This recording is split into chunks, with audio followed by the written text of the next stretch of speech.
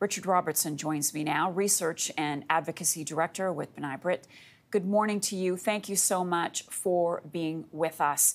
Let's begin with your thoughts and feelings on this one-year anniversary of the Hamas attack. What's going through your mind today?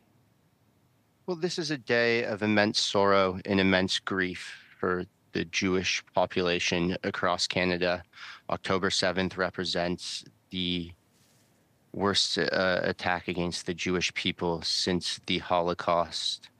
And as we confront this solemn day, we are also reminded of the rise in anti-Semitism, which has been plaguing Canadian Jewry since the attack. And as a result, it's a day of mixed emotions, but the community stands united in our resiliency and in our resolve, and we plan on marking this day to honor the victims of the October 7th attack and also to pay tribute to the hostages who are still in captivity.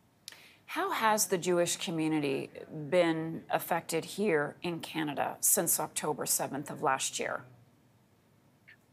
Well, with the rise in anti-Semitism, the community has felt increasingly ostracized and marginalized. This has been a very difficult year to be a Jew in Canada. And although we remain resilient and we remain resolute in the face of rising anti-Semitism, the community is looking for support. We're looking for support from our neighbors, from our friends in other communities, and from Canadian leadership.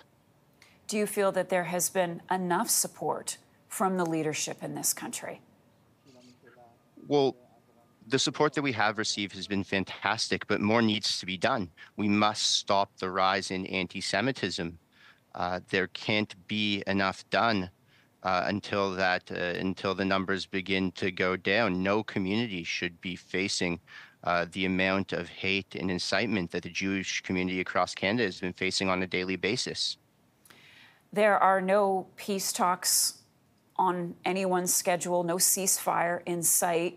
What are you hoping for at this point in the war? Well, it's incredibly frustrating and troubling that when there's a conflict, a foreign conflict in the Middle East, that it has the consequences which it has had for the Jewish population in Canada.